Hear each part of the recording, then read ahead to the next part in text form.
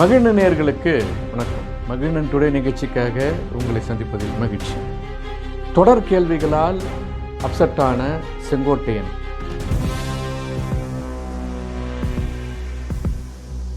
தொடர் சாதனைகளை தொடர்ந்து மாபெரும் கூட்டத்தில் மக்களை சந்திக்கும் அன்புமணி.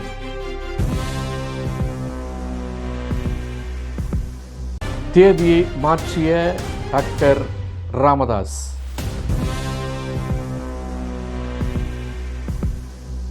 என்ன நடந்தது? வாருங்கள் பேசுவோம்.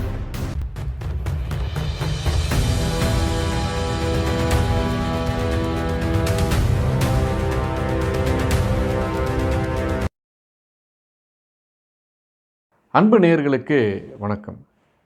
சமீபத்தில் அதிமுகவினுடைய கட்சியிலிருந்து நீக்கப்பட்ட முன்னாள் அமைச்சர் செங்கோட்டையன் செய்தியாளர் சந்திப்பில் தொடர்ந்து செய்தியாளர்களுடைய கேள்விகளால் துளைக்கப்பட்டு அதற்கு சரியான விளக்கம் கொடுக்க முடியாமல் எழுந்து சென்றது இப்போது பேசுபொருளாக மாறியிருக்கிறது. திரு செங்கோட்டையன் அவர்கள் கட்சிக்கு எதிரான நடவடிக்கைகள் காரணமாக சமீபத்தில் கட்சியினுடைய பொதுச் செயலாளர் திரு எடப்பாடி பழனிசாமி அவர்களால் நீக்கப்பட்டார். நீக்கப்பட்டவுடன் அதற்கு செய்தியாளர்களை சந்திக்கும் பொருட்டு திரு செங்கோட்டையன் அவர்கள் அவருடைய இல்லத்தில் செய்தியாளர்கள் சந்திப்பு கூட்டம் நடந்தது. இக்கூட்டத்தில் கலந்து கொண்ட திரு செங்கோட்டையனிடம் அவர் ஏன் விலகினார், விலகத்திற்கான காரணங்கள் என்ன என்பது போன்ற பல்வேறு கேள்விகளை ஒளிப்பதிவு உடைய துணையோடு நிருபர்கள் கேட்க, இந்த கேள்விகளை எதிர்பார்க்காத திரு அமைச்சர் செங்கோட்டையன் அவர்கள் உடனடியாக அந்த செய்தியாளர் சந்திப்பிலிருந்து எழுந்து சென்று விட்டார். அதாவது ஒரு செய்தியாளர் சந்திப்பை கூட நின்று நிதானமாக பொறுமையாக பதில் சொல்ல முடியாமல், அல்லது அவர்களிடமிருந்து நன்றி விடைபெறுகிறேன் மீண்டும் சந்திப்போம் என்ற ஒரு ஒரு ஒரு மகிழ்ச்சியான தருணமாக விடைபெற முடியாமல் அதில் பாதியில் நீத்துட்டு போகிறது, கோவப்பட்டு எழுந்து போகிறது, அப்படியே உடனே பதிலே சொல்லாமல் டக்கடக்கன்னு எழுந்து உடனே ரூமுள்ள போயிடுது அப்படின்னு சொல்லிட்டு ஒரு தேர்ந்த ஒரு அனுபவசாலியான செங்கோட்டையன் அவர்கள் இது போன்று நடந்து கொள்வது என்பது பலரையும் ஆச்சரியத்தையும், அதே நேரம் இவர் இப்படி தான் இருந்தாரோ அந்த கட்சியில், அதனால தான் இவரை இப்படி ஒதுக்கி வச்சுருந்தாங்களோ, ஏன் இவரால் முதலமைச்சர்ன்ற பொறுப்புக்கு வர முடியாமல் போயிட்டார், துணை முதல்வராக கூட ஏன் இவரால் வர முடியாமல் போச்சு, சட்டமன்றத்தில் எதிர்க்கட்சி துணைத் தலைவர்ன்ற பதவி கூட அவருக்கு கொடுக்காமல் போனதுக்கான காரணம் என்ன அப்படின்லாம் நம்ம ஆய்வு செய்யும்போது ஒரு பேட்டியை கூட சரியாக நின்று நிதானமாக ஒரு திருப்தியாக ஒரு ஸ்ட்ராங்கான மனநிலைமையில் என்ன கேள்வி கேட்டாலும் அதுக்கு ஒரு ஒரு ஒரு ஆக்கப்பூர்வமான அதிகாரப்பூர்வ தகவல்களோடு பதில் சொல்லக்கூடிய ஒரு நிலையில் இல்லாமல் ஒரு மூத்த அரசியல் தலைவர் எப்படி நடந்துக்கிறாரே அப்படின்றத பார்க்கும்போது உண்மையிலேயே இந்த ஜெயலலிதாம்மா இவங்கெல்லாம் வச்சு எவ்வளோ கஷ்டப்பட்டு இந்த அரசியல் கட்சியை நடத்தியிருப்பாங்க, அந்த ஆட்சியை நடத்தியிருப்பாங்க அப்படின்றத தான் நம்ம பார்க்க முடியுதே தவிர, இவர் இவ்வளோ நாள் இருந்தார், இது மாதிரிலாம் பண்ணாருன்னு நம்மளால் பெருமைப்பட்டுக்க முடியல.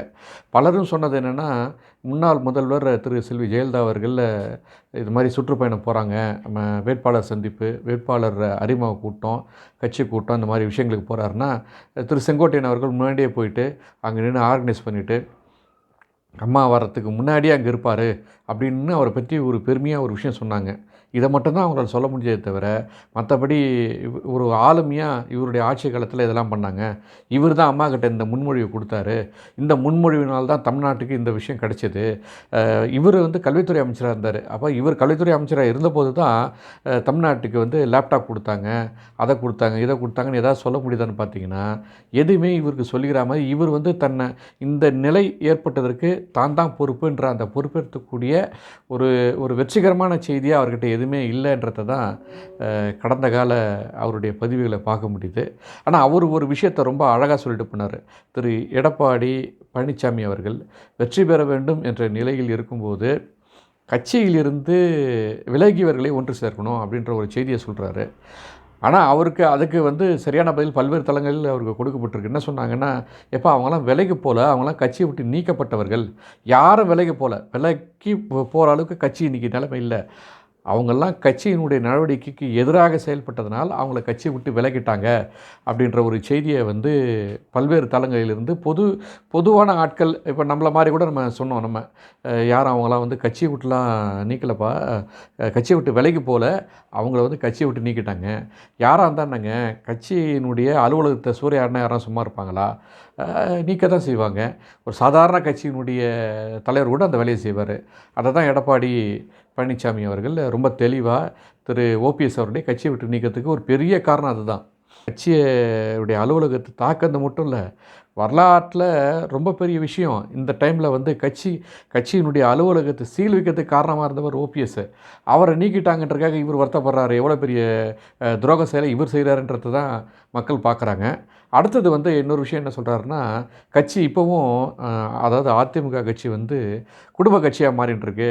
அவங்க பையன், அவங்க மச்சான்லாம் தான் வந்து சில முக்கிய முடிவுகள் எடுக்கிறாங்க அப்படின்னு இவர் சொல்கிறாரு. உடனே நிருபர் கேட்டாங்க, இதெல்லாம் நீ கட்சியில் இருக்கும்போது கேட்க வேண்டியது தானே, ஏன் இப்போ கேட்குறீங்க அப்படின்னும்போது அவர் சொல்கிறாரு, அப்பயே கேட்டுதான் அப்பயே நான் கட்சி விட்டு தூக்கிட்டு இருப்பாங்க அப்படின்றாரு. அதாவது இந்த கட்சியில் வந்து இப்போ இதுதான் புது தகவல் இல்லை. இதுக்கு முன்னாடி ஏன் இவர் இதே சசிகலா அம்மா வந்து கட்சியினுடைய முக்கிய பொறுப்பாளராக இருக்கும்போது அப்போ அவங்களுடைய குடும்பத்தினுடைய உறுப்பினர்கள்லாம் இந்த கட்சியை வந்து ஒரு கட்டுக்கோப்பில் வச்சுருந்தாங்களே, கட்டுக்குள்ளே வச்சுருந்தாங்களே, ஏன் அப்போ இவர் வந்து அந்த இடத்துல கொதிக்கலை, ஏன் இவர் அப்போ பேசலை? இப்போ கூட ஒரு விஷயத்த தினகரன் அவர்கள் சொல்கிறாரு, கட்சிக்கு நிர்வாகிகளுக்கு எதிரான சில தகவல்கள் அம்மாவுடைய அலுவலகத்திலிருந்து நாங்கள் தான் எடுத்து கீழ்ச்சி கொளுத்தி போட்டோன்ற ஒரு தகவலை சொல்கிறாரு. கட்சியினுடைய முக்கியமான நிர்வாகிகளுக்கு எதிரான தகவல்களை அல்லது புகார்களை நாங்கள் எரித்தோம் தினகரன் சொல்கிறாரு. அப்போது எவ்வளோ பெரிய விஷயத்தெல்லாம் இவங்க எரிச்சிருப்பாங்க, யோசிச்சு பாருங்கள். கட்சி என்பது ஒரு சாதாரண தொண்டனுடைய உழைப்பில் இருந்துக்குது அந்த கட்சி, இருந்த கட்சி. அப்படி ஒரு கட்சியை வந்து இன்றைக்கி வெளிப்படையாக சொல்கிறாரு. அந்த கட்சியினுடைய முக்கிய தகவல்கள், அதாவது முக்கிய தகவல்கள்னால் நிர்வாகிகளுடைய சம்மந்தப்பட்ட முக்கிய தகவல்களை எடுத்து நாங்கள் தான் வந்து தெரிஞ்ச அசிங்கமாக போய்டும் கீழ்ச்சி போட்டோன்றாங்களே, இந்த மாதிரி ஒரு விஷயம் உங்களுக்கு தெரியாமையா போயிருக்கும்? அப்போ நீங்கள் அந்த குடும்பம் எதை பண்ணாலும் நீங்கள் ஒத்துப்பீங்களா? அப்போ அது வந்து குடும்ப கட்சின்னு உங்களுக்கு தெரியலையா? ஏற்கனவே நீங்கள் எல்லாம் அந்த குடும்ப கட்சின்ற ஒரு தலைப்புக்கு பழகி போன ஆட்கள் தானே. அப்படி இருக்க திடீர்னு வந்து இப்போ இவங்க அவருடைய பையன் வந்து கருத்து சொல்கிறாரு, அவருடைய மச்சான் வந்து கருத்து சொல்கிறாருன்றதெல்லாம் கட்சி உள்ளே இருந்து நீங்கள் சண்டை போட்டுருந்தீங்கன்னா கண்டிப்பாக உங்களுக்கு துணையாக, உங்களுக்கு ஆதரவாக கட்சி நிர்வாகிகள் உள்ளுக்குள்ளேயே நீங்கள் அதை சண்டை போட்டிருக்கலாம், உள்ளுக்குள்ளேயே கேட்டிருக்கலாம், பேசியிருப்பாங்க. இது வந்து அப்படி ஒன்றும் ஒரு பெரிய காரணமாக நம்மளால் எடுத்துக்க முடியல. அது மட்டும் இல்லை, இது போன்ற பல்வேறு கேள்விகளை வந்து செய்தியாளர்கள் கேட்கும்போது இவர் என்ன பண்ணுறாரு, ஒரு காலகட்டத்தில் இதுக்கு சரியாக பதில் சொல்ல முடியாமல் எழுந்து மடமடன்னு போயிடுறாரு. இது வந்து முதல் முறை கிடையாது. திரு செங்கோட்டையன் அவர்கள் செய்தியாளர்கள் சந்திப்பில் அது ஒரு முழுமை பெற்ற செய்தியாளர் சந்திப்பாக அவர் நிறைவு செய்து போன வரலாறுன்றது ரொம்ப கம்மி தான். ஒரு குறிப்பிட்ட நேரத்துக்கு மேலே அவரால் பதில் சொல்ல முடியாமல் எழுந்து அலுவலகத்துக்குள்ளே போயிடுறதும், எங்கன்னா ஏர்போர்ட்டில் பார்த்தா கூட சரி முடிச்சுக்கலாம் அப்படின்னு சொல்லிட்டு போகாமல் அப்படியே கடகடன்னு போகிறதும், இதெல்லாம் வந்து ஒரு மூத்த அரசியல்வாதின்னு அவர் சொல்கிறாரு. அந்த அரசியல் அனுபவத்துக்கு அது அழகில்லை என்பதை நம்ம பார்க்குறோம். அடுத்த செய்தியாக தேதியை மாற்றி வைத்த கட்சியினுடைய நிறுவனர் டாக்டர் ராமதாஸ் அவர்கள் டிசம்பர் 5ஆம் தேதி வன்னிய சமூகத்துக்கான 10.5% இடஒதுக்கீடு மற்றும் தமிழகத்தினுடைய மக்களுக்கான ஜாதிவாரி கணக்கெடுப்பு எடுக்க வேண்டும் என்ற ஒரு மிகப்பெரிய கோரிக்கையை நினைவுபடுத்தி முன்னிலைப்படுத்தி அந்த கோரிக்கையை நிறைவேற்றாத தமிழக அரசை கண்டித்து தமிழகம் முழுக்க உள்ள ஆட்சியர் அலுவலகத்திற்கு எதிராக ஒரு அமைதியான ஆர்ப்பாட்டம், அறநிலை போராட்டம் நடத்தணும் அப்படின்னு சொல்லிட்டு ஏற்கனவே அவர் முடிவு பண்ணார். 5ஆம் தேதி டிசம்பர் மாதம் நடக்கணும்னு சொல்லிட்டு அறிவித்தார். இப்போ திடீர்னு என்ன பண்ணிட்டாருன்னா, இல்லைப்பா 5ஆம் தேதி இல்லை, அதை நம்ம 12ஆம் தேதி மாற்றிக்கலான்னு சொல்லிட்டு ஏறக்குறைய ஒரு வாரம் கழித்து அந்த தேதியை மாற்றிருக்காங்க.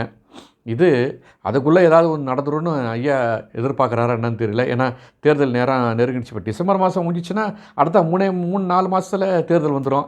ஆக நமக்கு அந்த ஒரு வாரத்துக்குள்ளே ஏதாவது நடக்குமா அப்படின்னு ஐயா எதிர்பார்க்குறாரா என்னன்னு தெரியல.